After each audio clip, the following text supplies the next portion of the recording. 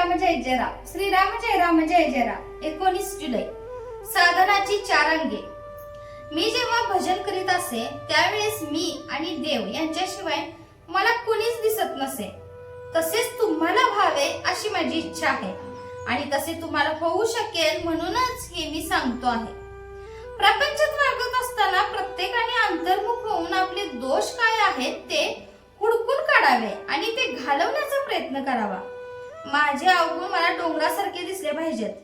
प्रत्येक जण स्वतःच्या अवगुणांकडे दुर्लक्ष करून दुसऱ्याच्या अवगुणांकडे किंवा दोषांकडे पाहतो। त्याला स्वतःच्या डोळ्यातली मुसळ दिसत नाही, पण दुसऱ्याच्या डोळ्यातले कुसळ मुसळापेक्षा जास्त मोठे दिसते। हेच चुकते। आपण दुसऱ्याचे दोष सांगू नयेत आणि परनिंदा करू नये। रोज निजण्याच्या वेळेस आपण दिवसभरात देवप्राप्तीसाठी काय केले आणि दुसऱ्याच्या निंदेत किती काळ घालवला याचा पाढा वाचावा, म्हणजे चित्तशुद्धी होत जाईल।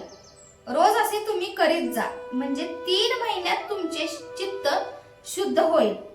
चित्त शुद्ध होण्यासाठी दुसरा उपाय म्हणजे सत्संग। सत्संग करण्यासाठी संत कुठे पाहावेत? आपण पाहू गेलो तर आपल्याला संत ओळखता येतील का? संत आपल्यासारखेच देहधारी असतात का? हल्लीच्या काळात संत पाहू गेल्यास सापडणे कठीण आहे। अशा वेळी दासबोध हा सत्संग होईल। समर्थांनी सांगून ठेवले आहे की जो विश्वासाने हा ग्रंथ वाचील त्याला माझा संग घडेल। आपण संतांना देहात पाहू नये, तर ते जे साधक सांगतात तेच ते होत असे समजावे। त्यांनी 4 गोष्टी करायला सांगितल्या आहेत। 1. निर्गुणत्व कळायला कठीण, म्हणून सगुण उपासना करावी, त्यानेच निर्गुण रहस्य कळेल। दुसरी गोष्ट म्हणजे नम्रता। अभिमानाने परमात्मा दुरावतो। सर्वांशी जो नम्र तो भगवंताला प्रिय असतो। तिसरी गोष्ट अन्नदान। कलियुगात यथाशक्ती अन्नदान करीत जावे, त्याचे महत्व फार आहे। चौथी गोष्ट म्हणजे भगवान नामस्मरण अखंड ठेवणे। परमात्मा प्राप्तीसाठी संतांनी नाम ही अजब वस्तू दिली आहे। संत भेटल्यावर काही करायचे उरले आहे असे आपल्याला वाटताच कामा नये।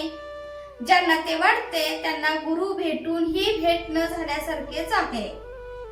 आज एक यात्रा केली, उद्या दुसरी करायची राहिली, अशी इच्छा का असावी? गुरु एकदा भेटला की आता काही कर्तव्यच उरले नाही असे ज्याला वाटते त्यानेच गुरु भेटल्याचे सार्थक केले असे होते। गुरु आज्ञेपरते दुसरे त्याला साधनच नसते। तोच परमार्थ आणि तीच त्याची तीर्थयात्रा होते। आणखी काही करायचे आहे असे त्याच्या ध्यानी मनीही येत नाही। जय जय रघुवीर समर्थ। आजचे बोधवाक्य। अत्यंत चिकाटीने संतांचा समागम करावा आणि त्यांच्या कृपेस पात्र व्हावे।